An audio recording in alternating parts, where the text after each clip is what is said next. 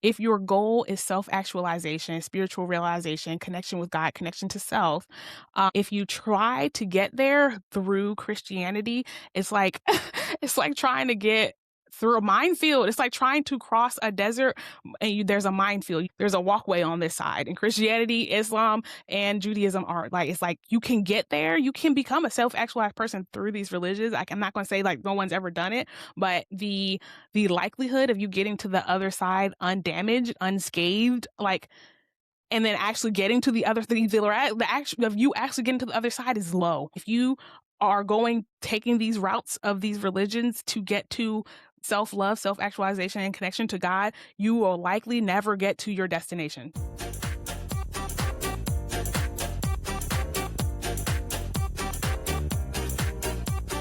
Hello, hello, hello, and welcome back to Bri Speaks podcast. I am your host, Bri Speaks, who created the 6 narcissistic social hierarchies of control. The six narcissistic social hierarchies of control are patriarchy, capitalism, corporatism, racism, ableism, and religion. And today's pillar I am picking on topic of conversation is, drumroll please, religion. We have not talked about religion. I haven't really talked about religion since I really started this page, and for good reason. I will say it's easy to talk about the patriarchy. It's easy to talk about capitalism sucking. It's easy to talk about ableism sucking. I feel like all of my 6 pillars are Christianity, Islam, and Judaism. I feel like the Abrahamic religions are the hardest one for me to talk about, mostly because of the deep indoctrination that comes with the clientele of people who are indulging in that act or who are indoctrinated into that cult.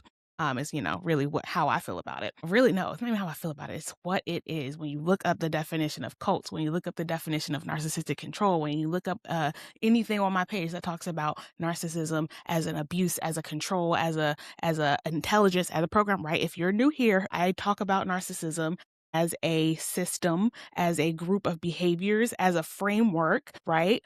As an intelligence, as a program, as a thing that can be applied to any system, government, group, person, individual, people. Like, the world that we live in is a narcissistic world. The world that we live in is upside down. The world that we live in cares more about certain individuals than it cares about the collective of humanity, the collective of life.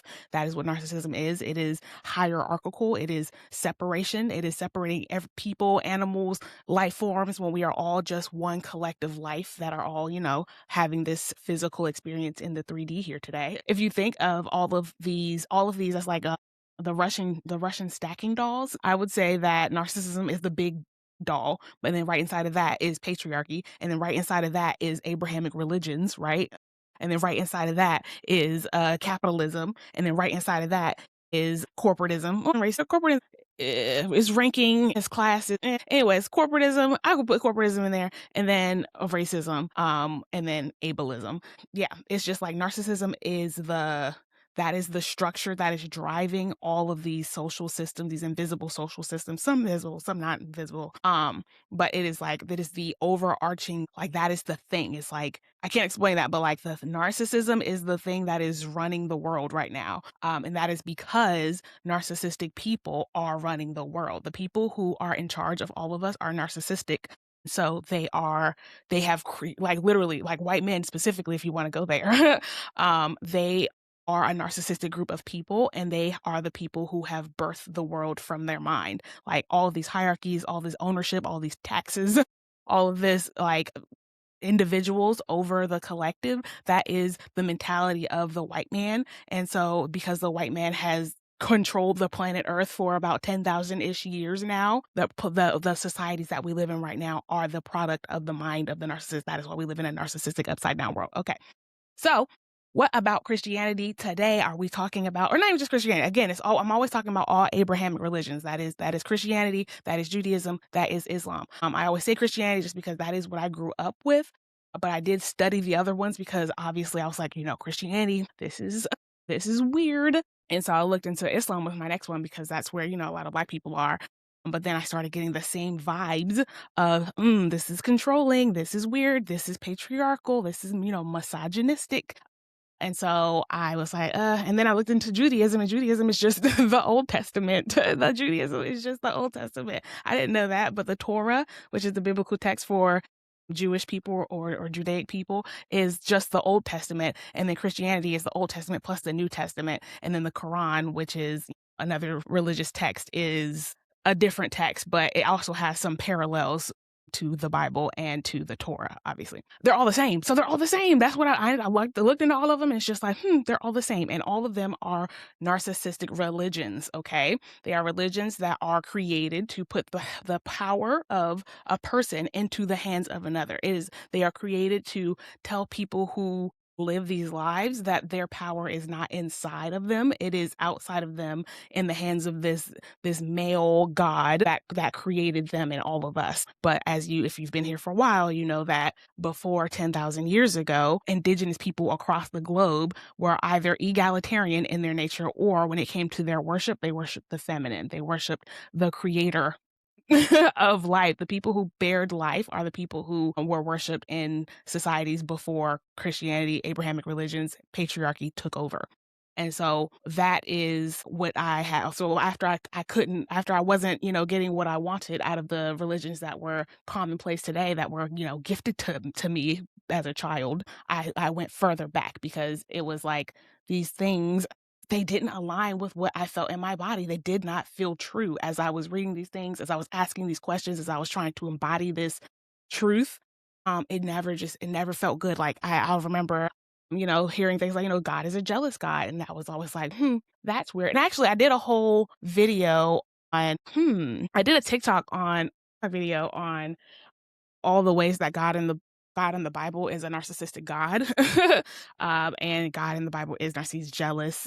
He's arrogant. He's egotistical. He needs all this attention and all this time. Like, it's like, if you are the one and only true God, if there are people worshiping false idols or rocks or whatever, they should not be punished for that. It should be like, oh, they're not following my rule, they will suffer the consequences of their own actions. Like, if you are such a good person or God or leader, if people don't follow you, they'll suffer their own consequences. It shouldn't be, if you don't follow me, I will punish you. You see what I'm saying? Like, that's the difference between a parent, a loving parent. It's like, I'm going to guide you and tell you what is right. But if you don't choose that, you will learn what's right and wrong on your own. That experience will teach you.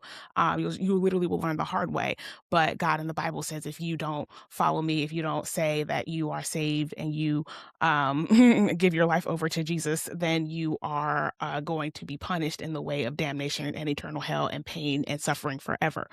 So what brought this topic on? I was talking to a pastor recently, and because I talk to Christians all the time, and then the Christians will tell me I can't, because I come obviously with all of my facts, all of my history, all of my stuff.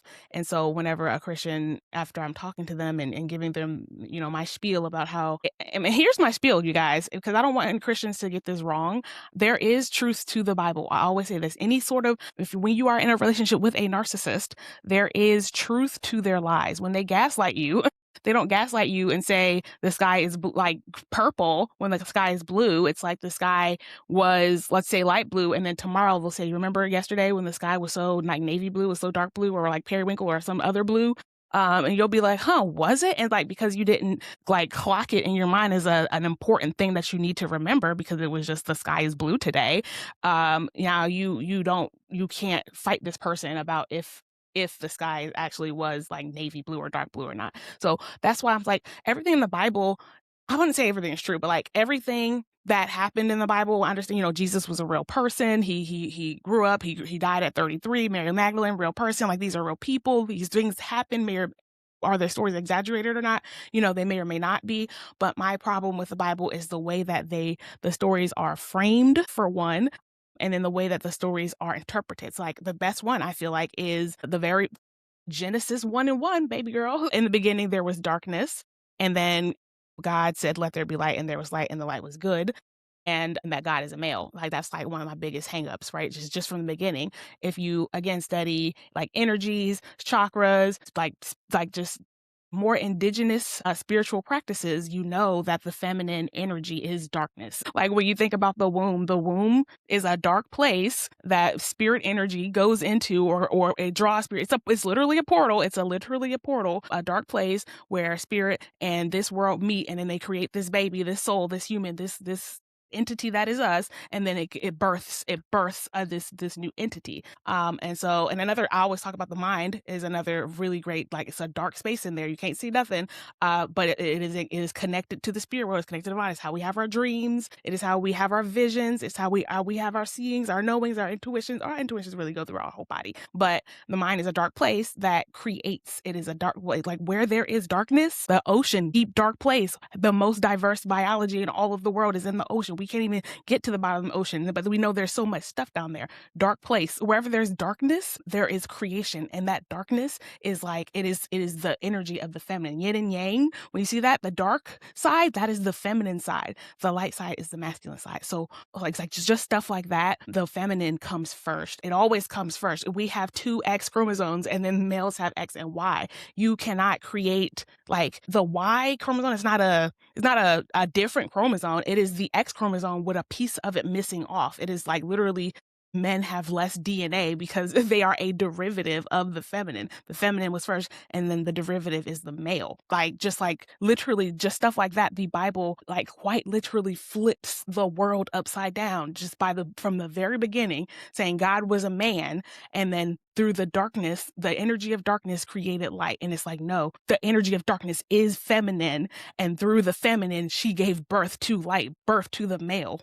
It's just like, the logic don't be logicking whenever it comes to, again, the light energy, the sun energy is a masculine energy. We all agree with so much stuff, but then when it comes to it actually aligning with these texts, it's like, oh no, like the texts are right, and then everything else is just like an anomaly. Like, it's just like, when you look, this is my problem with Abrahamic religion, when you look at outside in nature and you see that God created all of this life, all of this wonderful, you see all these patterns, it just happens to be that in these books the patterns don't keep going. And that never sat well in my spirit. That when I approach nature, it's one way, and then you approach humanity, and it's in a completely different way. It's like, that's weird. And only then, when you research and you remember as in, like, you research and you learn about the past, you remember, like, oh, we weren't like this. This is all a very recent way that we are living. That's why it sucks, because we are quite literally living backwards. We are living antithetical to human nature. So anyways, I was talking to this pastor, and the conversation of my divorce came up. And because it was, I was asking him how he felt about it, because my thing is, I felt called to leave. It's a mixture. It was a mixture of, like, it's so upsetting because I have to try to separate my spiritual self from my physical self. And that is, again, that's a weird way to think. We really got to start thinking more holistically. And so I felt a calling to leave, but that feeling felt like it came from God. It was a spiritual calling of, like, Bri, you're not supposed to be here. You've got things you need to do, and you have to get out of here. All of the reasons that I gave in all of my other videos, that was, I would say, the physical human experience that I was feeling of, like, the pressure of, like, this is, like, too much work. But it was like, I had that pressure of, this is too much work, this marriage is too much work, because I have this spiritual calling of, like, you have things to do. And again, like, when I say, like I said in my other videos, like, people don't care about their passions. Your passions are your calling from God.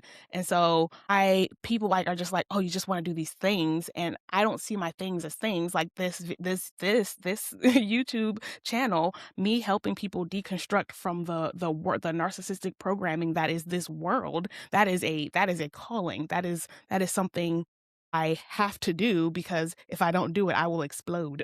It's like I have all of this stuff inside of me, and if I don't get it out, I will be ill. I will be not well. And so I'm like, man, would it be better if I could just ignore everyone, ignore the world, and just put my head down and pretend like everybody else? It would be fantastic. I would make tons of money, but I would be miserable, like most people are. It's like everyone who puts their head down and just does what the world is telling them to do, they are miserable. And I will never, you can never force me to be miserable in my own body. And so for me, if being poor but spreading these words and these messages brings me joy and fulfillment, then that's what I'm going to do, no matter what that looks like to other people. Although I'm not poor, I don't like to call myself poor. I am, financially transitioning into a different time of life. But even then, I'm just like, even then, it's like, that's capitalism. That's the capitalistic programming calling me, telling me I have to, I can't like, because I don't like saying that I'm poor because that makes me seem like I have something. I am lacking, and I'm not lacking in anything. The only reason why I don't have the paper money of the United States, tons of it. I don't want to say it's because I don't want it. Do I want money? I don't want to need money. I could, if I could sustain myself by myself without money, that would be most ideal to me. That is what, like, if I could accumulate everything I need, food, water, shelter, and community without ever having a penny, right? If I could just do it all by myself, in which y'all, I have foraging books. I am learning to live off the land for this next portion of my life, because that is what I want. And that's what I want for everybody. Again, if you were here from my last video, I talked about how the societies I have in my head are so different. And that's why I'm writing my book, so I could give people a true example of like one of the societies in my head. But one of the biggest foundations is people should have direct access to food and water without having to go through a job or a government. That is one of my fundamental pillars of human freedom. If that's in its animal freedom, it's life freedom. If a life form cannot get its own food by itself without going through any other thing, then that life form is not free. That life form is enslaved. That life form is beholden to whatever is holding its food source to do whatever that thing that's holding it is to do. Like, you're beholden to do whatever it tells you to do if it is holding your food source. So my society in my head, like grade school is about learning the land. The grade school is about learning edible foods. It's about learning poisonous foods. It's about learning how to do personal agriculture. It is about learning how to tend to your neighborhood garden, because in my society, there's a neighborhood garden in every neighborhood that everyone in the neighborhood tends to. And it's a United States curriculum that everyone learns how to tend to these gardens based on the climate that they live in, so that there is not one citizen walking around who doesn't know what to do when it comes to making sure that the food in the neighborhood is sustained. Like, there shouldn't be one person who doesn't who walks past, some budding tomatoes and can't say, oh, these tomatoes are in this season. Oh, they look like they need a little bit of water, and there's maybe there's a system like, oh, just water this tomato plant, or whenever ago. But even then, I'm just like, no, I would want the detail to be so much. We should be able to look at the soil and know if it's wet or if it's dry. And if you can't look at it because of whatever reason, you should be able to touch the soil, and we should be able to teach kids like, okay, this soil is wet, it doesn't need to be watered until this soil is a little bit dry, it doesn't need to be watered until then. Like, that is the knowledge that we should be teaching in school, not 1 + 1 = 2. That doesn't make any sense. Guess what? You'll learn math when you are counting how many tomatoes you pick, when you're counting how many seed plots you have to like the things that we are teaching our children, they would learn them from experience, and they would learn them better because they're learning them by doing something. When you learn better by doing, you learn better by experience. And these children would learn math, they would learn division, they would learn fractions if our curriculum put them out in a world where they had to understand how quantities worked. Nobody wants to learn about interest rates until, we're learning about compound interest for investments. Nobody wants to learn about percentages until you have to figure out your basketball player's, point percentage score. Like, you learn things when they are of personal interest to you. So if we're teaching children how to grow food that they eat, they will be personally interested in how to count out the food that they need for whatever it is that they are about to eat. Like again, for me, all this stuff just makes so much fucking sense. It's like, but I know, like, it's just like, what? Like, I don't know. I just feel like people just don't think about stuff like this. I'm just like, we are enslaved because we don't know how to grow our own food. We don't know how to sustain ourselves. The moment when I'm telling y'all, just one of the stories that radicalized me was the story I heard about this factory opening up in, I want to say it was like New Mexico. And this was like, early industrial revolution. And the workers were not coming to the factory to work as much. And the boss of that factory sent people to canvas to figure out what was going on. And they found out that the workers were supplementing their income from the factory with food that they were growing in the neighborhood from like local plants and fruit trees that were growing in the neighborhood. And so the boss cut down all the trees. So the workers had to go to work more often to get money to feed their families. I'm like, if that's not some of the most evil fucking shit, if that's not some of the most evil, I don't know what, so like everyone's like, why Bri, why are you always talking about, food, people having direct access to food and water? It is because of this. It's because you cannot enslave people if they can just leave. You can't enslave people if they can walk away and survive on their own. And that's what I want for everybody. But the government, obviously, they would hate that. They would hate that. How are we going to enslave them if they know how to build their own homes? How are we going to enslave them if they know how to get their own food? How are we going to enslave them if they know how to get their own water? What? No, they can never. So anyways, sorry, that was quite the segue, but we're back. So I was talking to this pastor and, I was asking him how he felt about my divorce, given that my husband didn't deserve to be divorced by any way, means, shape, or form. But I felt like I had to go because it was a calling from God, like in the way that I talk to God, in the way that I know that God talks to me. And again, this is someone who has seen the future more than once. More than once, I'm like, when I say I'm locked in with my, like, and again, seeing is like, everyone says it's a gift, but the more in touch you are with your intuition, with your emotions, with yourself, the easy, it's like everyone can see. Everyone can be a seer. Everyone can have psychic visions. Everyone can have psychic dreams. Everyone can talk to the dead if that is what you wish to do. If you want to talk to a passed away loved one, an ancestor, everyone has access to the ancestors. Everyone can heal people if they so choose to. Everyone talks about Jesus putting his hands on people and healing them. That's a real thing. If you can just, hey, look it up on YouTube. Look it up on YouTube. But again, it's like, it's hard because, obviously people could be lying. But, hey, try to look up some true, like, this person put their hands on me and I felt something inside of me and I was healed the next day. Look up some of those things. Those people exist and it can be you if you choose to do so. But it takes a lot of meditation, introspecting, get in touch with your emotions, learning about, just the spirit world. And it's like, how do you learn about the spirit world? The spirit world will reveal itself to you when you are ready. Like that is that is like you, it'll pull you in if you are interested. Like if I'm saying all this stuff and you're like, what, Bri, I can astral project too. I can make my soul leave my body and walk around and move around the world. Of course you can, but it's up to you of how bad you want it.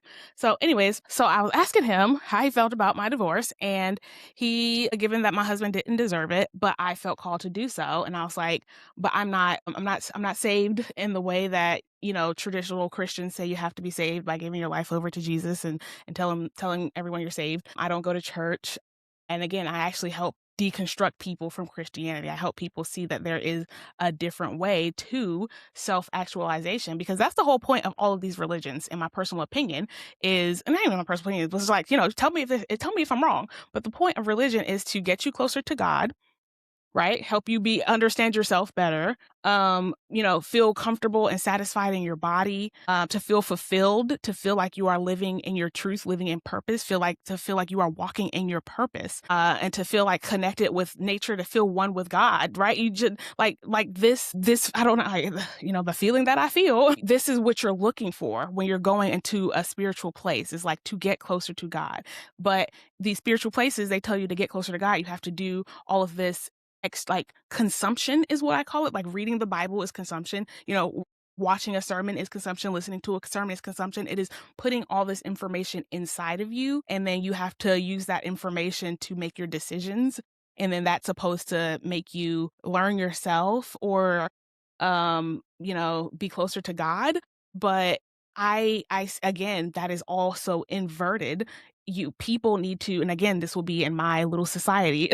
is teaching people who they are, like from like the first thing, like you will learn, you reach God, you touch God, you become one with God when you learn who you are, because God made you exactly who you're supposed to be. And so if you are anything but that, you will never find God. If you become yourself, like true, like again, I always say gay because it's just like it is one of the biggest harms to society is homophobia, is the ability for men and women, but especially men, to not be able to express their sexuality, their sexual interest towards other men. And so because these religions explicitly tell you you cannot do this, people who are gay or queer in some way, when they go into these spaces, especially as children, it creates this misalignment in their body, and it suppresses their sexual energy, and it suppresses a lot of who they are. And then those people, those especially the men, they grow up to be misogynistic. They grow up to be even more misogynistic than your regular everyday straight man. Like the down low man, especially the Christian down low man, is the evilest man there is. The evilest man there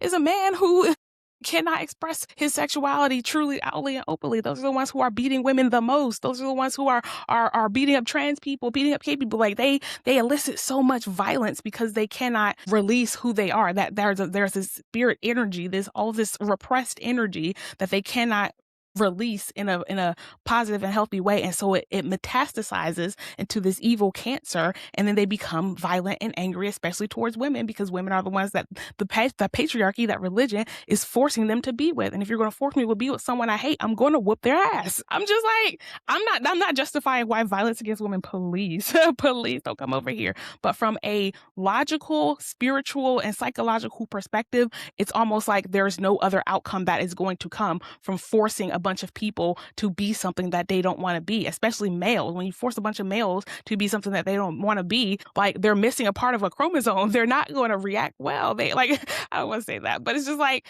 there's a lack. There is a lack when you have an X and a Y. That little piece that's cut off that Y, man, something happened there. Something happened there, and it's dreadful. It's dreadful, and it doesn't allow for men to become their biggest and bestest and fullest selves. But anyways, so I was asking this pastor. I feel self-actualized. I feel very close to God. I feel like I can get closer to God. Obviously, like God for me is like my highest self. My highest self is God. Like when I close my eyes and I say, who do I want to be? What do I want to be doing? What will make me the happiest version of myself? What are my habits? What are my disciplines? What do I look like? Like that highest self that I'm reaching towards every day. She is my God. She is my God. She controls everything. And I talk to her on a regular basis. But I know people aren't going to like to hear that, because Christians like to hear, like, there is one God. There's the God with a capital T and a capital G, the God, the creator, capital T, capital C, the creator. But someone recently asked me, so am I atheist? And I was just like, no, I'm not atheist. Just because you're not an Abrahamic religion, that doesn't mean you're atheist.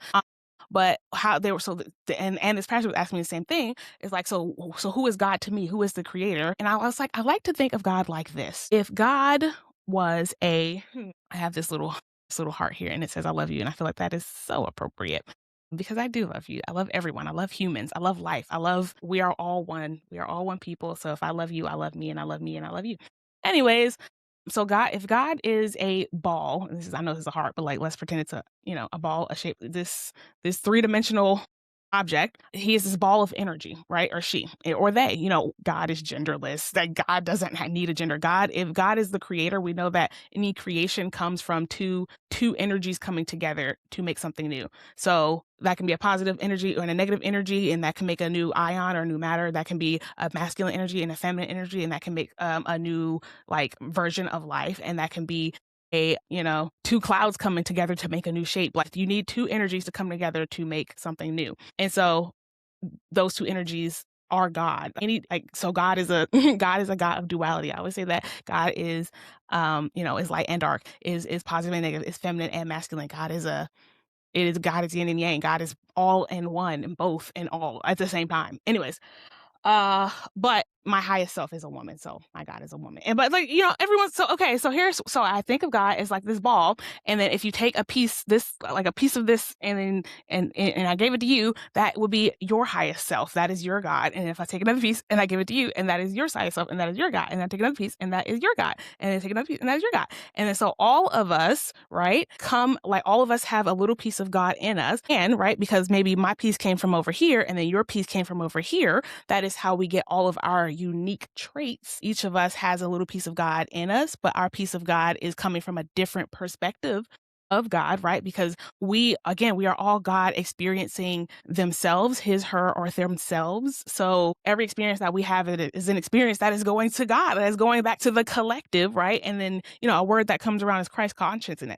consciousness, which is like the consciousness of all. And I guess the way I like, I don't want to say justify, but like validate this understanding is through, so like things like telepathy is a very great example. So if I'm a mom, right, and then my piece of God came from here, and then of course from my piece of God I gave birth to another piece of God, and that piece of God, maybe it got it from like right beside it because this is my child. I always say like people when you are very close to someone, and that could be physically or that could be spiritually. Physically is easy because that's like when you're close to someone spiritually, you can feel them, and so like the telepathy is really like your biofields, your auras like touching each other. Like that's how, again, and if you're sensitive to your biofield and your aura, you can feel other people's biofields and people's auras. So anyways, physically, if you're close to someone, your consciousness, your God auras will touch, and you can read their God aura without talking. But then also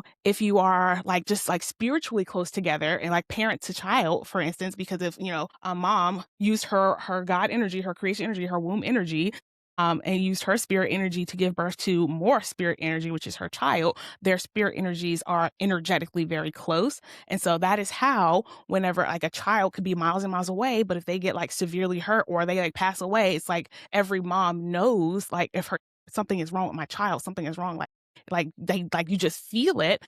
And that's because we are very energetically, spiritually close.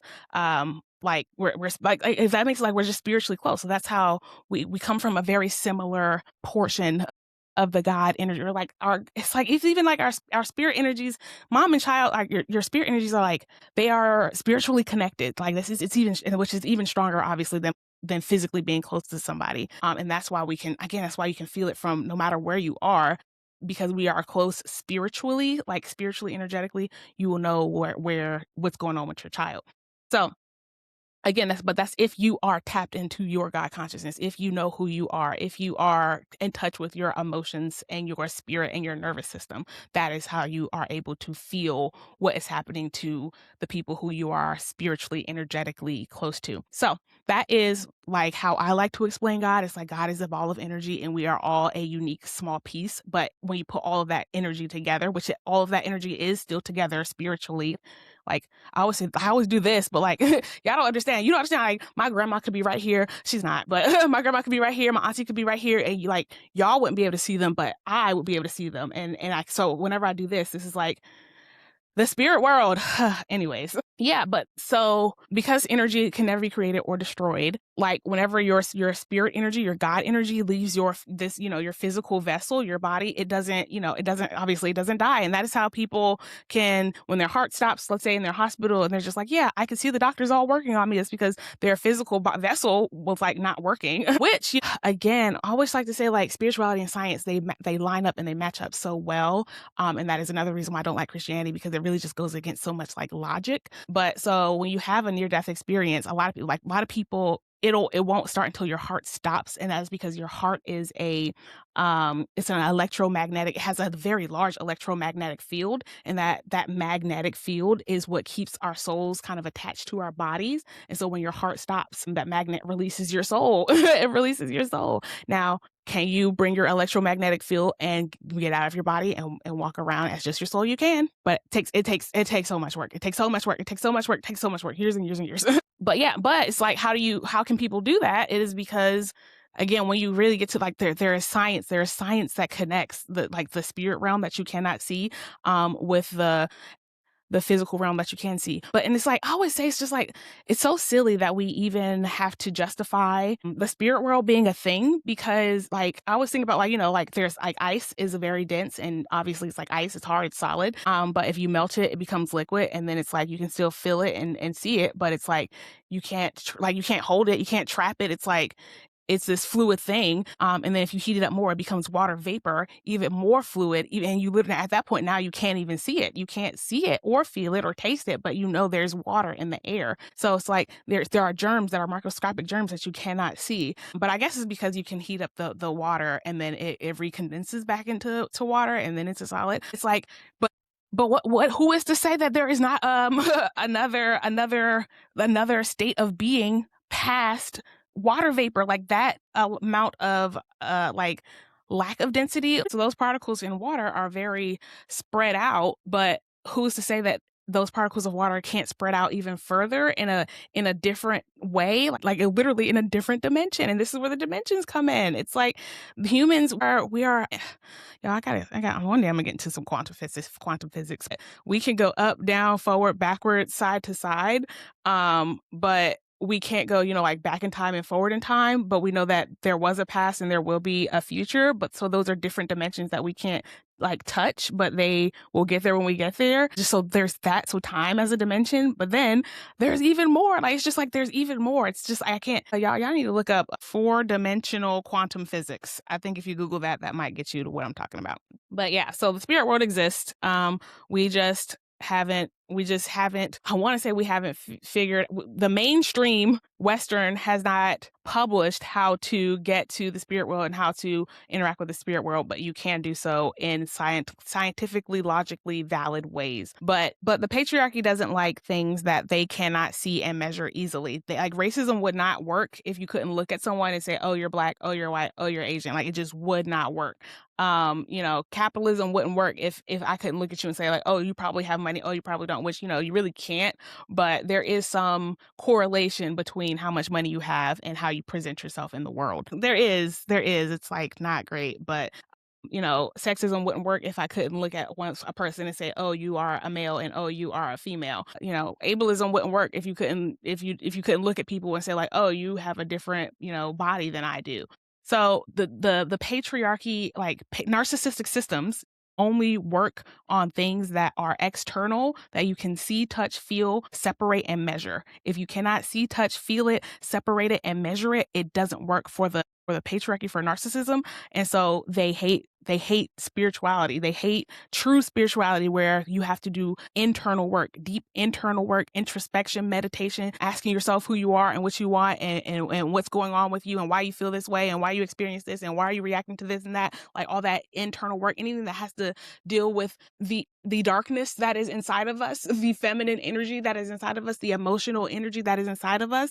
They don't want you to look at it. They don't want you to talk about it. They don't want you to see it. They want you to think it doesn't exist. And if you think it exists, they want you to think that it's wrong, that you think that it exists. So that is why the patriarchy and Christianity promote things like, you know, ghosts and spirits are evil or bad. And if you can, you know, talk to the people, talk to your ancestors, that's evil and that's bad. Like anything you cannot see on a regular, like a regular person who is plugged into the 3D and not in touch with spirit. If you like they like to demonize people who can see and who are in touch with spirit, because then those people are harder to control. You can't control people who know what's on the other side. Because a big thing about even like narcissistic systems in general, but capitalism specifically, and I was in religion specifically, are this fear of death. Like Christianity likes to promote that if you die, once you die, you either go to heaven forever or you go to hell forever. And what you do right now is the like most important, like, and what you do right now will dictate if you go to heaven forever or if you go to hell forever. But in reality, we all know that God is again, this life force energy that is God, that flows through every single one of us, including plants and animals, mind you. If you've been here for a while, you know, I always say my 6 narcissistic social dragons of control, but really there are 7. And the 7th one is humans over animals. It's the final hierarchy. Humans over animals, humans over plants, humans over life. It is not just, you know, an individual over the collective. It is all of narcissism is an individual over the collective, but the collective is not just humans. The collective is life. life is the collective. And yeah, so animals count too, because we are all just a little piece of God. And God goes into cows, God goes into grass, God goes into trees. Y'all think these trees have been around for 100 years and they have no God energy in them? It's just because you can't talk to trees. It's just because you can't talk to trees. Because you can't talk to trees, you feel like trees are stupid. Same thing with y'all do with animals. It's like, oh, because we can't talk to animals, we think animals are stupid. Y'all, animals, if y'all knew the shit, the animals are smarter than us. Animals are smarter than us because they sit in their feminine energy. They sit in the darkness. They sit in the subconscious with God, with God and creation energy. Like they understand they understand the actual program, and they haven't been programmed by the narcissistic social hierarchies. And so animals are actually smarter than us. The same way that white people like to talk to people who are speaking Spanish like they're dumb because they don't speak English very well, so they just assume that they're dumb. And they're just like, oh, no, speak English, like that, even though this person is on their third or fourth language, and it's really the white person that's the dummy. That's the same thing as humans with animals. It's like humans are like, oh, you don't understand me. Oh, you stupid little animal. And the whole time the animals are like, look at these dummies. Look at these dumb humans. Look at these dumb humans. Like, man, the way I heard these stories about these crows, I don't know if it was, I forgot what city it was in, but long story short, it's like these humans were, there was these crows around, like, I don't know, it's like a Central Park. It was like some busy area, but there was this one particular man who would, in a red hat, who would like throw stuff at the crows. He would be very mean to the crows. And so the long story short I think he was mean to maybe one crow, but the crows talk to each other because there are social species like all of us, all the other species. And so one crow told all the other crows, and the long story short is whenever that red-hatted man came around, they would either like hurt him, ambush him, poop on him, or run away if he was like, admitting as a form of danger. And they like tested if they put another red hat man through there, and they didn't bother the red hat man that wasn't the red hat man, that was the evil red hat man. Haha, I just thought about the correlation between red hats and a certain other group of people. Probably still accurate in this case, but that wasn't on purpose. Anyway, so it's just like animals are so freaking smart. Animals they know exactly what's what, and they talk to each other about it, and we are the only ones who sit here and think that animals are stupid. Like, no, that's a narcissistic point of view. It's like, oh, humans think that they are better than animals. Like, and that's the problem. Anyways, man, thanks for sticking with me through my ADHD side rants. Yeah, so I was telling him, so going back to this pastor, I asked him, does he feel like I am wrong for feeling connected to God, feeling like I was supposed to divorce my husband, even though divorce is, a big old no in the Bible? Does he feel like I was wrong? And so he said no, divorce. He gave me a verse about God divorcing, I think, like Israel in the Bible at some point, because I'm not even gonna say that country again, because the algorithm. But that country, and again, we all know the country in the Bible was not the country today, but they don't want you to know that. But this country in the Bible, they did, bad things. And so God like divorced them. So he was like, oh yeah, no, divorce is like, it's not bad. And then I was talking to another Christian at a different time, and they were talking about how, and this is a woman, and she was talking about, like I said, obviously, but like, she likes astrology. And then I was just like, isn't astrology like bad in the Bible? And like, yeah, and I looked it up, and it was like, yeah, divination is a sin in the Bible. Again, backwards, upside down. They tell you, don't go towards divination, because then you'll learn the truth. Divination and like astrology, like you're not supposed to read, like the Bible says, like, oh, stay away from reading the stars. It's witchcraft. But it's like, what? Like first of all, you are this all creator. You created the stars and the moons, the heavens and the planets, but I can't use the stars, the moons, and the heavens and the planets to, read the world, read the energetic world. Like, why would you make these things that work in this way and then tell me I can't use them? That's the same thing you did with the Garden of Eden, and say, oh, you can't eat off the tree of knowledge, and then people ate off of it, and here we are today. So it's like, technically, according to the Bible, like astrology is another tree of it's literally another tree of knowledge. It didn't say that that's not real. It didn't say it don't work. It said there's knowledge here and you're not supposed to have it. And I'm just like, that is so, I feel like that's so silly. That's so silly. That's another control mechanism, because if you are into astrology, you know that it works. Like, and here's my thing. My thing is like, where there's smoke, there's fire. So even if astrology isn't 100% correct all the time, and it's not the way that, just when you have just your sun sign, if you pull out your full birth chart, you guys, and I'm not like I'm becoming a big astrology girl. I've always enjoyed being a Cancer. But I never, I really didn't do more than that.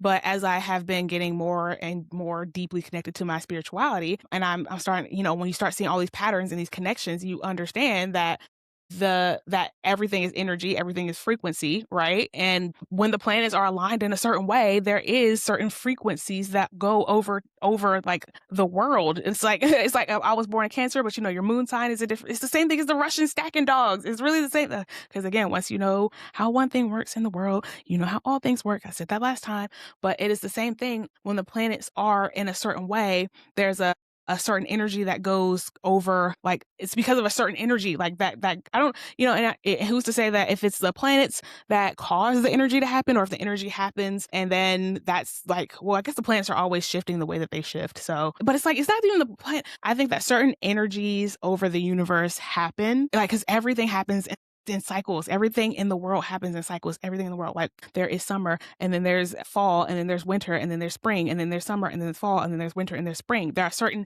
energies that cycle throughout life. In all of life, every women, we have our monthly cycle. Like it's like birds have migration cycles. Like there are cycles everywhere. The way that the earth and the planets work, they also work in cycles. And there are certain energies that come over the world, the universe, I don't know how far out the Russian stack dog goes, but there are certain energies that come at certain times. And those energies influence personalities as they are born under that energy. But that energy is, that's one energy. But then if they're born in a certain country, that's another energy that will go into their personality. And if they're born in a certain state, and if they're born at a certain time, at a certain time of day, and so it gets like smaller and smaller and smaller and smaller and smaller till it comes to this very, very unique individual that is you. Hello, hi, now you're born. So that is how that's how astrology works. So that's why people who are born under the Cancer energy have a certain emotion. But if that Cancer person born in the Cancer energy, we all have this, this general overarching Russian stack doll of of a emotional aptitude. But if someone was born over here versus over here, they're going to be a different kind of Cancer. And if they were born at this time of day versus this time, they're going to be a different kind of Cancer. And if they had this experience versus this experience, that's going to make you a different kind of Cancer.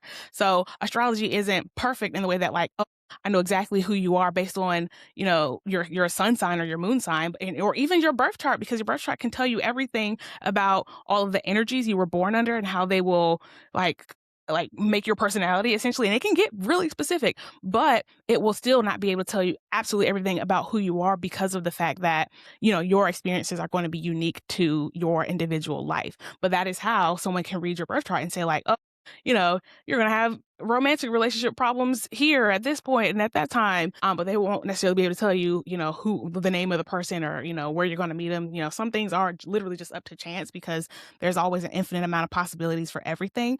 But as certain energies, as you move through certain energies, all of those possibilities begin to collapse into this is the path, the energy path that you're on. So here is what's going to happen unless you go to a different path. That's how you predict the future. It's not predicting the future. It is more so, it's literally pattern recognition more than it is sometimes it's, you go to sleep, you have literally a literal dream of the future. And then you wake up and it's just okay. And then it happens. But whenever you're doing it, whenever astrology people do it more consciously, it is pattern recognition. It is, I would even call it a math almost, because it's if I know you're born under this energy on the sun and this energy of the moon and this energy of the culture or in this country, and you put those together, you add 1 + 1 is 2. But 1 + 2 + 3 equals, 6. But astrology is more of it's like a math. It is more of a math, but it's more of a math and a science.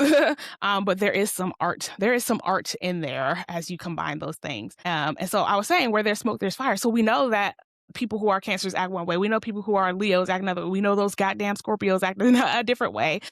And we know that there is some, even if there are outliers of people who don't act that way, for the most part, in general, it's it has a general realness about it. And that is how you know there's some truth to it. There is some truth to it, even if we don't know exactly what it is and how it works, which, again, there are people who do, and they just keep that knowledge hidden.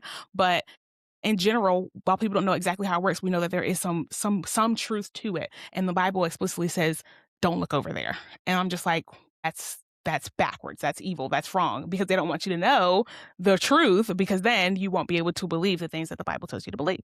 So I was talking to this going back to the pastor. He was like, yeah, divorce is fine. And then he was like, basically, this has been a long story short, but the long story short is he threw away, I feel like, half of the Bible to not appease me, but he whittled down Christianity to essentially like, do you believe Jesus Christ was your Lord and Savior? And do you like believe in his teachings? And if the answer is yes, then, you know, you're good to go and you'll go to heaven. And then if the answer is no, then, you know, you won't go to heaven. Like literally, basically, he was like, nothing else matters.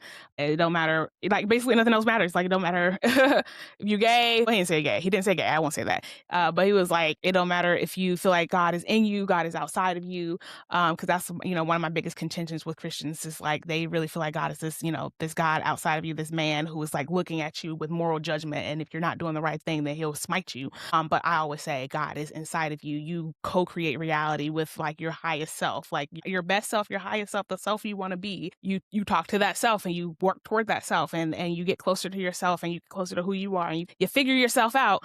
And that is how you reach God. And so that's usually a point of contention, but for this particular conversation, it wasn't. He was like, okay, we all are God. God is inside all of us. And he's like, cool, that works for me. You can think of him outside, you can think of him inside, but he's like, as long as you believe in Jesus, that is, you know, you're good to go. And I was just like, and I was thinking about the, you know, the astrology conversation. My friend was just like, oh yeah, you know, yeah, you know, I believe in the Bible, but I still also like astrology. I still like astrology. And then I was just like, and there was just like so many other conversations where I talk to Christians and I say, you know, oh, or the Bible was written by white men, and so you shouldn't believe all this stuff. And they're just like, yeah, it was written by white men. You shouldn't believe all of it. But you just gotta, you know, have your own relationship with him, and you don't have to go to church. So it's like every time I talk to a Christian, the long story short is they will throw away everything that is the Bible, everything that is Christian practices, everything that is everything, but they won't throw away like being Christian. That's been my biggest takeaway. It's like every single Christian I talk to, they will shape Christianity into what they feel like is appropriate for it to be based on their life and their life experiences, but they won't release like being Christian. They won't release like the Jesus part. And then right, no Christian will release like the whole point of Christianity is like Jesus came and died on the cross for our sins, and Jesus is God. And if you don't believe, and like, and they all quote the scripture of like God saying, you cannot get to me without going, you know, through my son. I sent my son, and you have to go through him. And so they don't release Jesus. And so my pushback to him was on that, as someone, again, a highly spiritual person who is very close to the spirit realm, and understands that the spirit realm is this place of peace and love, and like this of just like this stillness, but the stillness is like there's no boredom in that stillness. It is peace and love and existence. It is the ability, which is what I want every human being to have on this planet Earth, is the ability to exist without any like just exist, literally. I just want every human to be able to feel the experience of just existing, but like with no pressure of like, oh, what do I have to do next? What's my next plan? I'm set up myself for doing this thing in the past. Like some people, I don't like the experience of not thinking about anything in the past, not thinking about anything in the future, just being extremely and completely present and completely satisfied and valid in who they are without adding anything else to their existence, or without doing or contributing anything. Like I just want people to be able to feel loved and valued and valuable and at peace just existing. If I could get everyone in the world to feel like I am amazing just by being alive, I'd be a happy person. The world would be a better place if people felt like they were worthy and valuable by just existing, and allowing themselves to have moments of just existing. Like I can't explain that, but like to just exist without the title, like not exist as a wealthy person, not exist as a Black person, not exist as a woman, not exist as a CEO, as a boss, as an entrepreneur, and as a mom, as a sister, as a cousin, as an auntie. Just exist. Just exist. Just exist. Just exist with no identities. Just breathe with nature, with the world. Just don't think about what you need to do, who you need to become. Just don't think about none of that. Just exist and enjoy and embrace and enjoy that feeling of peace, love, and stillness. Exist while loving yourself. Exist while loving yourself. Just exist in a state of love. Just exist in a state of love and peace and stillness. That is what the spirit realm feels like. Love, peace, and stillness. Those are my three adjectives. And that is what Jesus, that is what I feel like Jesus embodied. He embodied everything that is love. And so whenever the Bible says you cannot get to me without going through Jesus, again, the Bible being a narcissistic text, it is true that you cannot get to the state of God, the God state of of big awareness of like Like, because when you die and your spirit energy goes back to goes back home, goes back to source, goes back to the back to your ball of God, you will, that your spirit, your energy will exist in that state of peace and love and stillness. Like, that is like heaven. That is the heaven that the Bible talks about, but it's not the way that the Bible describes it or talks about it. And you don't have to do all this. You do have to live a life of peace. Well, no, that's the thing. No matter what, whenever anyone dies, everyone goes back. Everyone goes back home. Everybody goes back to the ball of energy that is God. That is peace, love, and stillness. But if you sucked on earth, if you were an awful person on earth, when your heart stops and your magnet lets go of your spirit, you might have to travel through. You have to, you have to do your life review. You have to, look through everything you've done. And while you're going through your life review, it might feel like hell. It might feel like hell because you gave hell on earth. And so when you first, release from your body, it might be a poor experience for you, but eventually you will travel back further enough to get back to peace and love. So there is no, you go to hell for every day and everyday existence. And again, I know that someone probably experienced hell and then came back and was just like, oh, you guys, I had a terrible time when I died. I went to hell. So now I have to change my life around. But that is when they died or whenever their heart stopped and they had that their spirit left their body and started going back, toward the light. They had to go back through the evil and the hate and the vitriol that they caused, and then they got sucked back into their body when their heart started again.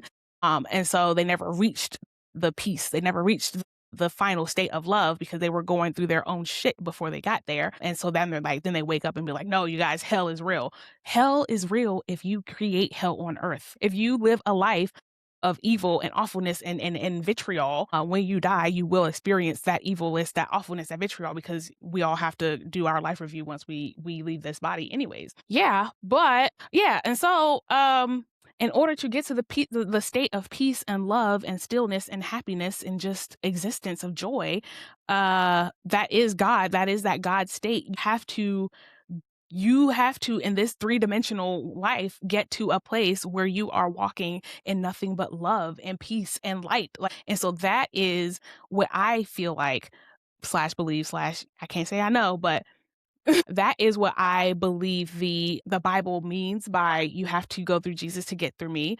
But of course, because the Bible is narcissistic and has been interpreted through the narcissistic lens, through narcissistic white people, they changed it so that it's like you have to say out loud, say out your mouth, I give my life to Christ, I give my life to Jesus, and now I am saved.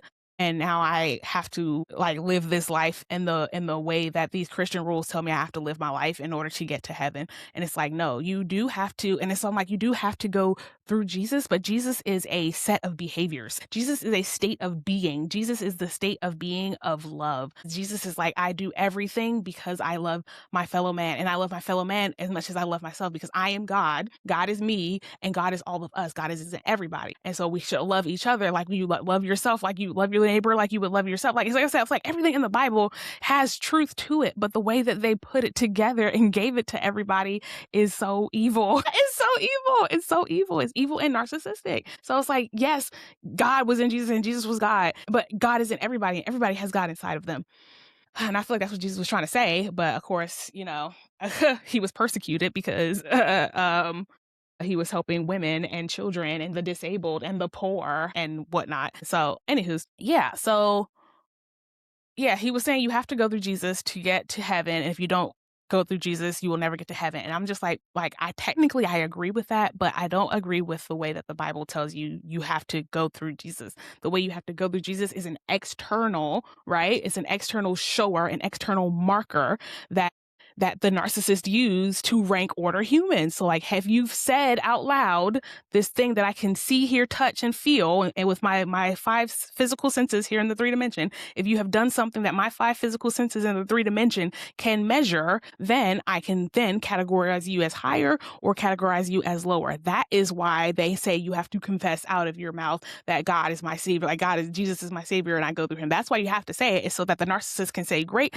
now I can put you in the higher bucket, and I can put you who didn't say it in the lower bucket. That's why you have to say it. But in reality, in order to get to God, you have to love yourself deeply and fiercely. Because once you learn how to love yourself deeply and fiercely, and you won't let anyone hurt you or disrespect you, or you won't do anything to harm yourself because you love yourself, you love the God inside of you so deeply and so fiercely, you will then start protruding that love to everybody, because it's like it saddens me whenever I see people who are not happy, because it's like, I want everyone to be happy. Why can't everyone be happy? Everyone should be happy. We are all on this world to have good experiences. Well, to learn lessons. It's like we're all here to do something. We all came here to do something. Again, your piece of God energy, it was here before it got into this body, and it'll be here after it's out of this body. But before it was in this body, it said, I want to go into this body because I want to do something. I want to experience something. I want to learn something. There was something that you wanted to do when you came here. And so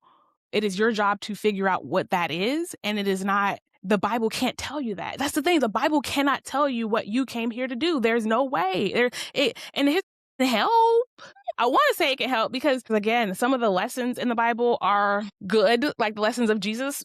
Jesus is great. Jesus was wonderful. He was obviously a fantastic person, but it's like people get so caught up in the New Testament, the rules that came around the religion after he died for our sins. Again, there are no sins, there are only choices, and there's no person judging you based on your decisions. It's like, you are going to judge you based on your decisions. At the end of the day, after everything is said and done, and you go back to do your life review, when your spirit leaves your body and you have to relive your life for however long you have to relive it, you're the one who has to do that judge. That's right. The God inside of you will have to judge. Like I said, so again, the Bible, like I said, it is technically true stuff, but it is not the way that they are framing it. The way that they frame it is so harmful. And that's my problem with Christianity, is someone who is looking for fulfillment of self, someone who's looking to figure out who they are on the inside, someone who is looking to become closer to God, someone who is looking to expand their spiritual prowess, their spiritual powers, their intuition. Like, that capability is available to everyone on planet Earth, and there is 1,000,001 ways to get to it. What that looks like will always be individual. Like, again, there are practices. It's always going to be some sort of internal introspection. But what triggers someone to go through that internal introspection, that's going to look different for absolutely every single person on this planet. Again, there are certain energies that people are under, so they might go through very, very similar experiences. Like, I feel like the energy of like, I don't know. There's like an energy of like, the age of Aquarius, which is the age of truth, the age of the water bearer. The water bearer is the person who pours knowledge, pours truth into people. And so because we are in this, the planets are moving into this energy of awareness, this energy of truth, right? That is why all of these narcissistic structures are collapsing. And so I feel like there is, for women right now, there is this energy of understanding. So no, what I was saying was, I feel like women have this, I don't know what it is, why women have to all like date at least one narcissistic a-hole. Not all women, but in general, the life path of a woman on earth is dealing with a narcissistic evil man at least once in her life. And so stuff like that, it's like there is certain energies that will produce similar experiences for the people underneath that energy. But even then, my narcissistic relationship is not going to be the same as another woman's narcissistic relationship. And the lessons that we learn that end up triggering our introspection is going to be, that's just going to look different, even though, like, again, the energy is the same. So the path is like similar path, but the steps that we take and the sights that we see, those are all going to be very individual. But yeah, so I was saying all that to say, to get to God, to get to that fulfillment, that self-actualization, that understanding of who I am and what I'm supposed to be doing here, that can come in any way, shape, or form. But narcissists and narcissistic entities tell you there is only one way to do anything. That is every cult, every narcissist, every narcissistic pillar that I have, like every narcissistic system. Capitalism, I feel like, is a great example. Every time you tell the capitalist system, maybe there's a different economic system that we could try, capitalism is like, no, there is no other way. This is the best way, the only way, the right way. Just like, ooh, like Christianity is just like, oh, what about these other religions? No, this is the only way, the right way. There's only the one God. And I'm just like, okay. Like patriarchy says, if you're a woman, you have to have a child, you have to get married, and that's the pinnacle of life. But and all the, and all these child-free women are coming out saying, I love being child-free. I'm glad that I didn't pick to have a kid. And all the patriarchal men under who are under the narcissistic program of patriarchy are like, no, you were born to be a woman who gives birth. You were supposed to have babies. That is your life's purpose. And if you don't do it, "Rawr, you're an evil, awful, terrible person." It's just like, no, there's more than one right way to live. Racism says that the only way to live your life is this. You grow up, you go to school, you go to college, you go to corporate America, you invest, you save money, get married, you have a kid, you retire, and then go to a nursing home and die. And if that is the white way, that is the one right white way. And if your culture, your practices, your spiritual, anything about your life and your people says like, no, that's not what we want to do, the white narcissistic spirit program comes in and says, no, that is not right. You cannot live a life of love and laughter and dance and music. What is wrong with you? Hurt? You want to express your emotions? Well, I guess you can if I can put a price tag on it. Can I commodify your art? Can I commodify your food? Can I commodify your dances? Yes, my pretty. I'm sorry. I'm gonna stop. Um, but that is what the narcissist does. The narcissist, like, even if it's just like in an individual narcissistic relationship, when you're with a man or a woman, if you're, an empathic man, you can be with a narcissistic woman, but, again, when we're just talking about majorities, it's usually a man. That man will tell a woman, no one else will love you like I love you. No one else will care about you like I care about you. No one else will treat you better than I treat you. All very lies, but it teaches you that this person is the one way, the one right way for me to be happy is to be with this person. And so you take that and you're like, okay, well then this is what I've got to do. That's my whole hang up with religion. It's like two things. The first is I feel like Christians will do anything but let go of Christianity. They will say the Bible's bad. They will say, Christianity has caused a lot of evil, harm, and jailed people. And yeah, it was used for colonization. And yeah, it was used for enslavement. And yeah, it was used for the oppression of women. And yeah, they did take out some of the books in the Bible. And yeah, they don't have they don't have Enoch, and they don't have Mary Magdalene. And yeah, they changed the story. And yeah, they will agree that everything in the world is wrong with Christianity, but they will still say, but no, I'm Christian. They will say, no, I don't do all these things. Yeah, you're supposed to do all these things, but you don't have to. And God would it's just like, they will change the religion any way, shape, and form to fit their current lifestyle, but they won't say, maybe I don't need Christianity after all to meet the goals that I have. They'll never say that. It's just like, and I'm just like, that is the indoctrination of the narcissistic hierarchy. The narcissistic hierarchies, they limit your way of thinking. They limit everything that you believe you can be, everything you believe you can do. The narcissistic program collapses all of those options into the one that they want you to choose, into the reality that they want you to have, the reality they want you to live, the reality that is most beneficial to them. Hey, I'm just telling y'all what they're telling me to tell you. That is it.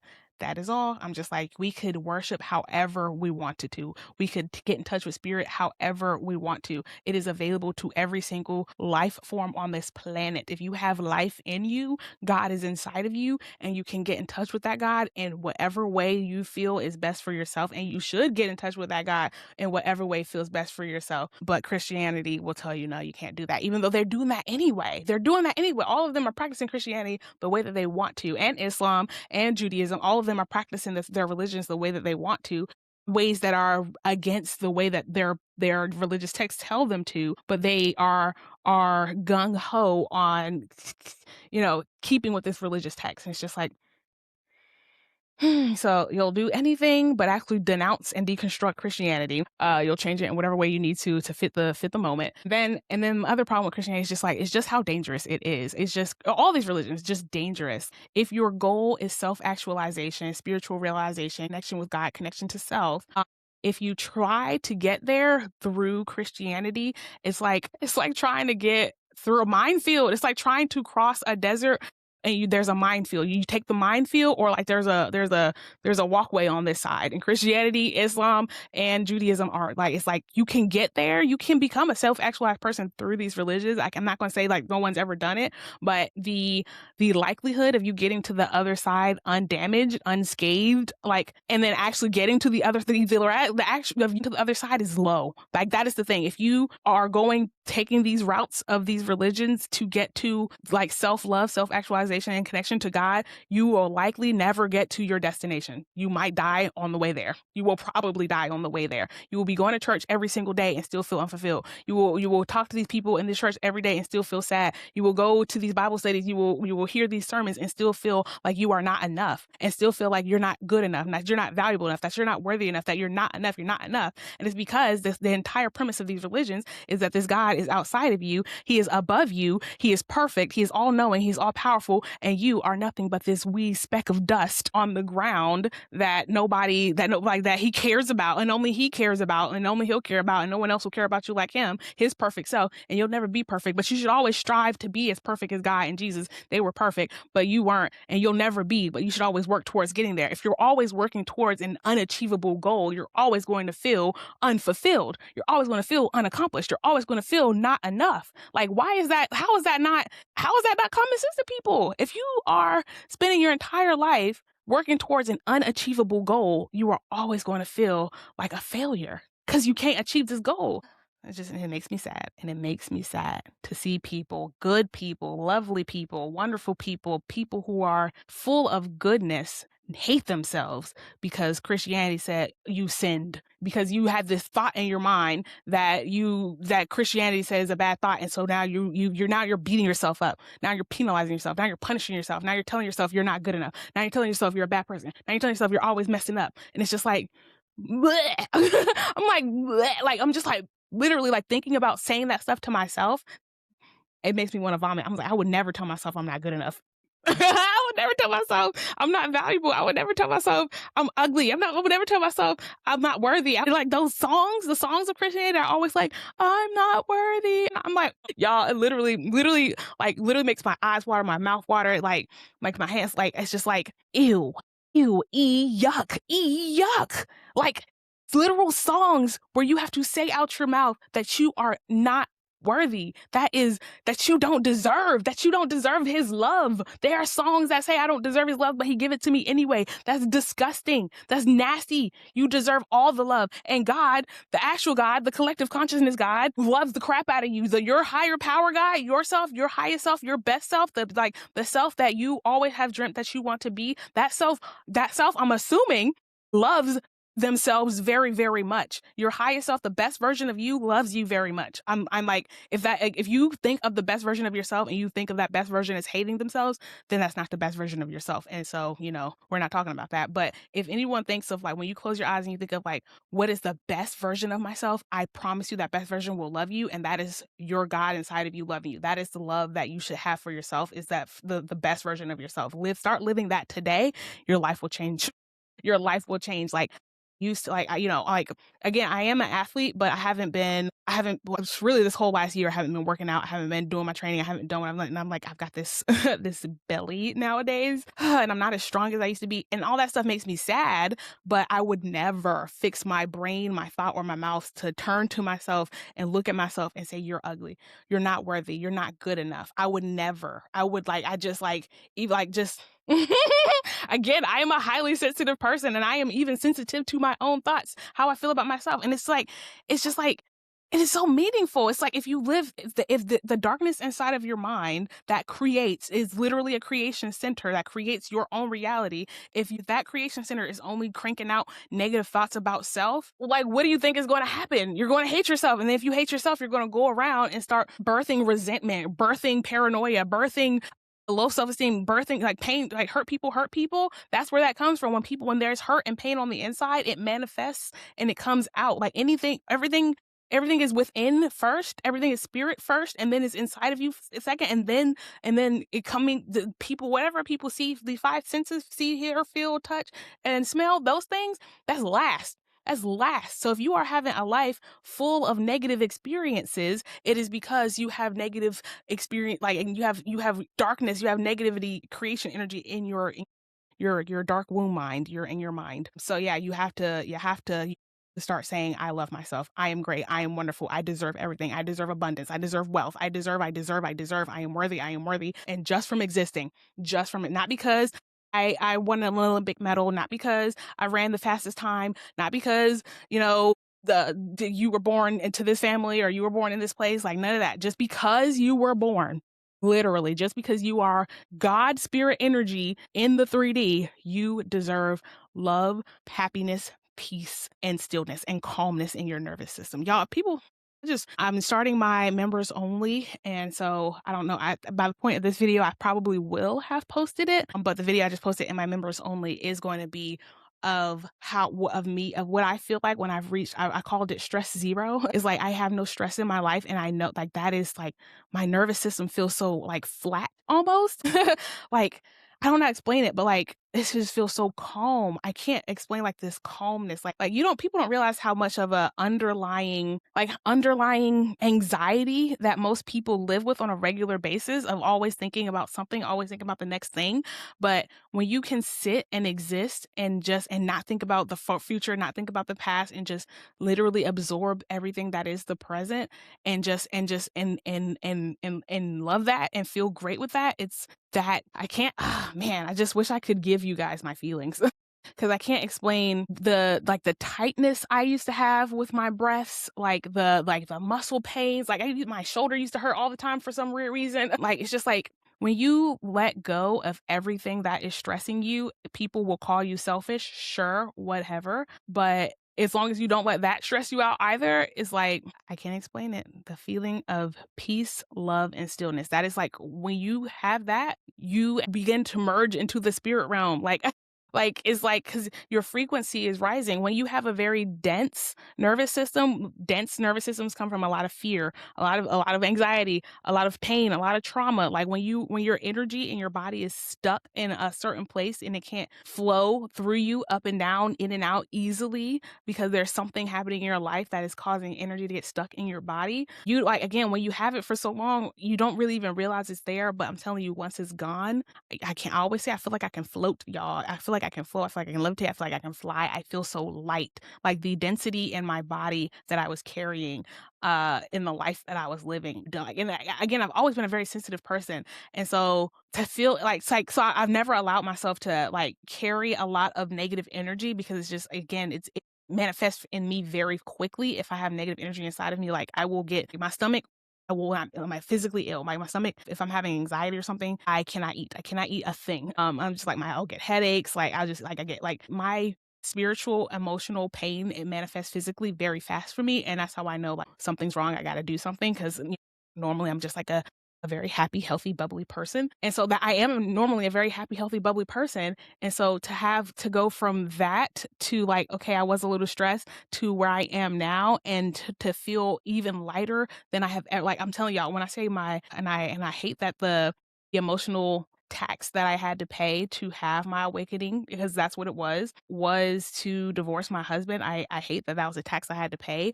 But when you pay like the emotional tax that it costs to release your burdens, you get so much wealth. And that wealth can come in actual financial wealth. It can come in spiritual wealth. It can come in, emotional health. It can come whatever it'll come, but your higher self, the God inside of you, the energy God that is not just inside of you, but like in different dimensions, because again, it's not that like what we can see, hear, touch, and feel with our five senses is just that is a small piece of all that is. And so your energy spirit, your energy, your soul, your spirit, it obviously can do a lot of things. And it is here right now, but it's also in different places. And so from those different places, it will come and tell you messages because your higher self, your spirit energy, it knows way more than your physical body does.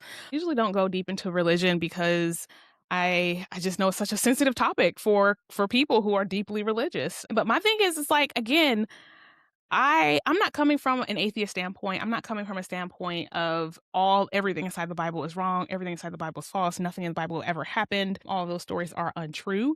I am coming at it from the Bible, and all of the stories in it have been pushed through the narcissistic lens. And so now everything in the Bible is inverted. Everything in the Bible is, or it's like either completely upside down, or like here's the actual truth and then here's the Bible. Like the Bible will, like I said, the Bible will be right next to the truth, but it won't be the actual truth. It'll tell you everything. Like in the beginning there was darkness, and God was male, and then God created light. And when it's like, no, in the beginning there was a woman, and there was feminine energy, feminine energy, creation energy, dark energy, and that energy created light, and that light was masculine, the masculine energy. Like, it's just like something, like I said, as simple as that, the Bible will just take it and flip it to its own purpose. And I know stuff like that, it's going to be very hard for Christians to let go of. But hey, keep, like, if it doesn't make sense to you, fine. But my thing is, the way my spirituality has aligned itself, it has aligned itself. I've learned everything that I have learned through experience and logicking. It's like, again, I was born with this very high IQ and with a very high EQ, and I've had my IQ tested. It was 110 when I got it tested in college. And that was almost 10 years ago, or over 10 years ago, actually, at this point, somewhere. What was that? 20. So about 10 years ago, I had my IQ tested and it was 110, and that was when I was in college. Um, it was, there were different categories, and then my average was around 110. It was 109, fine. But in some categories, it was more than 110. It was like 120. It was like above high average. And then some were, I didn't get any categories that were like below average or average. Everything was either above average, like superior, or very high superior were all of my rankings. And then the average IQ was 110, and that was 10 years ago. So I didn't learn any of I believe in my degree is a science degree. Again, I've taken biology, I've taken chemistry, I've taken organic chemistry, I've taken anatomy and physiology, I've taken kinesiology, I've taken everything, like not every science, I mean, statistics. I've taken maths, I've taken sciences, and I've taken biologies. And so I know how life works, I know how nature works. And so everything that I have learned and touched and talked to in the spirit world, I can't make those connections for you at this moment very perfectly, but everything I believe in aligns with science. There's not one thing that I am telling you that there is not a scientific correlation or a scientific like pattern that could be pointed out. Yeah. So like how you talking, like I said, like I only recently learned that. Well, so like I was saying, I was doing all of my studying on near-death experiences. One thing I realized, like I said, was that the heart, like for the very most part, I haven't found this experience where the heart didn't stop, but the heart has to stop for people to like essentially easily leave their body. People can, again, you can leave your body without your heart stopping. But that like your heart creates this very large electromagnetic field that keeps your soul attached. And so it's like people think that, your spirit is this, I don't know. They don't think about the science of it. They don't think about the science of it. That's my thing. It's just like, it's not that your soul is this, um, like, it isn't intangible, but it's an energy. Like there's energy flowing through my computer right now. You can't see it, but it's there, right? There's sound waves flowing out of my mouth. You can't see them, but they're there. Your soul is another energy that you cannot see it, but it is there, and it has energetic properties that correspond with the physical ones that we know today. So anyways, but I need to get even more knowledge so that I can give it to you guys in a way that makes sense to you. So you believe me. Not that you have to. Again, you don't have to, but once you get it, you can't unget it. I'm telling y'all, this has been 20 years, 20 years of thinking for you, coming out on this channel. And one of those things that have come out is that the Bible and Christianity it is parallel to the truth. It is inverted to the truth, but it has some truth in it, but it is not the truth as it stands today. And if you take it that way, you are in trouble.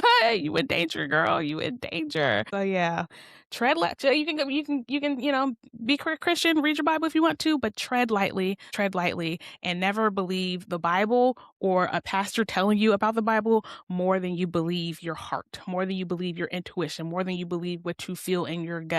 If you feel anxious or misaligned about something the Bible or the pastor is telling you, that is the God inside of you telling you the truth, and you need to listen to it. All right. Thank you for coming. I hope you enjoyed. I haven't been doing this lately because the whole divorce stuff and the whole moving stuff, but going back to my spirituality video makes me happy. So if you made it all the way to the end, please do put an upside down triangle in the chat. The upside down triangle represents the feminine. It represents the womb. It represents that dark creation energy. It represents anti-hierarchical change. It represents the collective over the individual. It represents just like people, all of the collective coming together to keep the bad guys away. So I love inverted triangles. Someone calls them, I think they're called nablas in some way, but yeah, I want more inverted triangles. I need to put one on my wall. Put a little heart. And I like hearts too. I love hearts too for that same reason. Hearts are very similar to inverted triangles, and hearts represent love. And so obviously it's just like, I don't think that's a mistake. I don't think that hearts and inverted triangles having similar like dimensional properties, I don't think that's an accident. That's spirit working, the spirit working, that's a pattern, that's a, hey, whatever. So I'll take hearts too, hearts and inverted triangles, but I like inverted triangles specifically because it's anti-hierarchical, and that is what this whole channel is about. So if you made it to the end, please do drop an inverted triangle in the chat. And if you enjoy my content and you learned anything today and you want to donate to your girl and support me and all of my knowledge and all of my sharing, please do feel free to send a few dollars, whatever you can, to my Cash App. That is at Bri Speaks 2, the number 2, BRISPEAKS 2 for Cash App. And yeah, I hope this was helpful. I hope you deconstruct Christianity, and I hope to see you next time. Have a great day. I love you. Bye-bye.